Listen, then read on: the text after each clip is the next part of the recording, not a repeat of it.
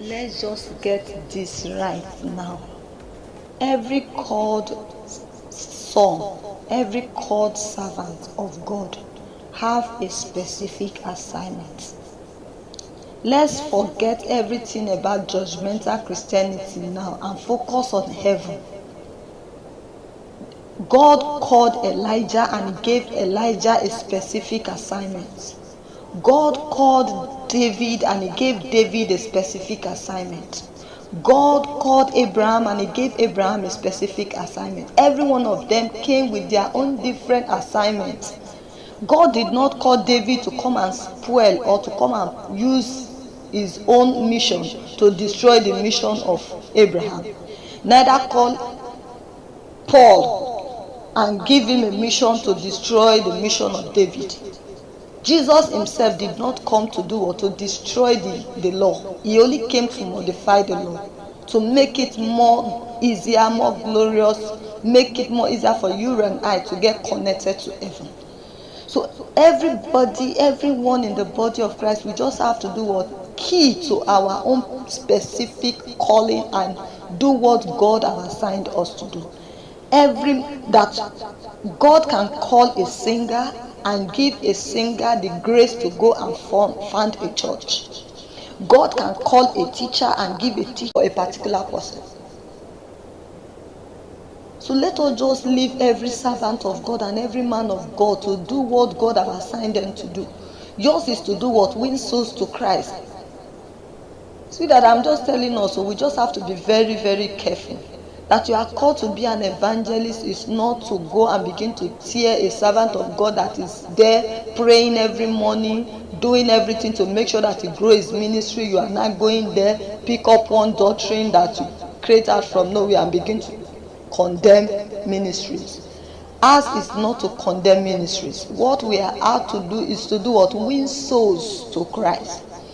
Now I'm trying to tell you, if you are an evangelist and what you do is to pick up your mic and begin to call name of churches and begin to condemn churches from street to street, condemn pastors from street to street, use pastors as your point of an evangelism, you are just working for the devil. The only person we need to use his name as a point of our evangelism is Jesus Christ. Who are you accepting as your personal Lord and Savior? You are not accepting Pastor A as your personal Lord and Savior, neither Pastor B as your personal Lord and Savior. Who you are accepting as your personal Lord and Savior is Jesus Christ. So let's use Jesus Christ as our role model. So let's stop pointing fingers upon one pastor, upon one prophet, upon one teacher. Forget their doctrine. Everybody have their own doctrine. Like I used to tell somebody, I say, if not for my pastor, I will not give my life to Christ. And to the glory of God, today I've given my life to Christ. Because of the kind of person he is, I have given my life to Christ. And now that I've given my life to Christ because of the kind of person he is, I am now matured in Christ. There is no man of God, there is no servant of God. I cannot find myself in the presence of God within their covering and without peace. Why? Because I am now matured in Christ. Christ is one. We don't have two Christ. For the fact that you have Christ as your personal Lord and Savior, if you find yourself in the umbrella of anywhere where Christ is reigning, you are there. So why are we going about tearing ourselves in the kingdom of God? Jesus Christ is one. Yes, we have not to be a prostitute in Christ. Being prostitute in Christ is this: I am a member of this church, I'm a member of this church, I'm a member of this church. From today you'll be a member of this church, tomorrow you have to be a member of one unique family. That one is sure. When you are a member of one unique family, that does not mean that every other family in Christ is rubbish. No. Every other family in Christ, they have their focus on heaven. Like I used to tell somebody, if you like, be a member of Mr. B Church and a member of Mr. C Church.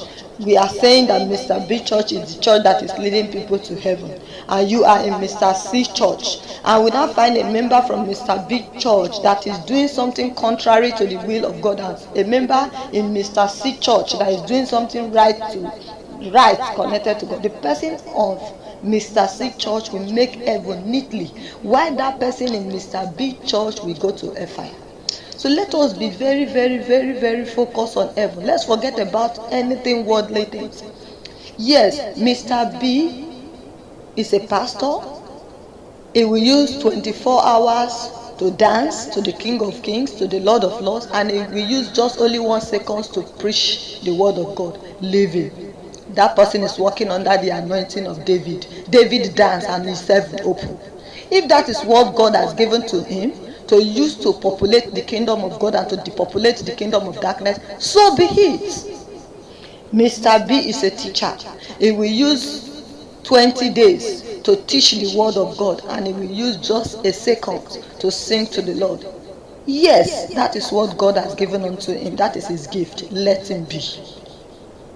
Mr. D will use 1 day to prophesy. He will use 5 seconds to sing. He will use 2 seconds, 3 seconds to read it. Yes, living, that is what he is called to do. Let's leave every servant of God to do what they are called to do. Do your own and let everybody do their own. The only thing is, if any one of us is going wrong, and you know you have the love, the only thing that should be your passion is if you see anyone going astray. And what is going astray? Doing anything contrary to the will of God, what the will of God says we should not do. All you do, go to that person in love, tell that person, daddy, mommy, this is what I saw. He might be ignorantly doing it and you don't know, and you might be a savior to him. He will repent. But in that case, even if he didn't repent, it's not for you to go and begin to destroy the image, because anything that you do that affects the servant of God is affecting even you yourself. So the only thing you do is to do what? Go to your closet and pray. There is nothing prayer cannot do. Go and call on God. God will send the Holy Spirit to convince him. At least it happens. It has been happening. God has been so faithful. It happens in the Bible, and it's still happening. Even when David was doing evil, blind, and he was blind to it, God sent the servant of God to him, and he opened his eyes, and at the end he realized himself. He cried for mercy, and the Lord had mercy upon him. Today is the man after God's own heart. Who is that person that God cannot have mercy on? We should be very, very careful. We should stop judging ourselves unto condemnation. You that carries it upon your head, tearing a servant of God, tearing a child of God, tearing a believer, destroying the life of a believer because he is going astray. You are destroying yourself because you are not a perfect man. Every one of us, there is nobody that is perfect. We are just walking our salvation with fear and trembling every day. We are only walking by the grace of God. If not for Jesus Christ who came to die for us, do you think that you and I would have been able to be enjoying what we are enjoying? So let us be very, very careful and get ourselves connected to heaven and focus to heaven and heaven alone, and stop destroying our own selves.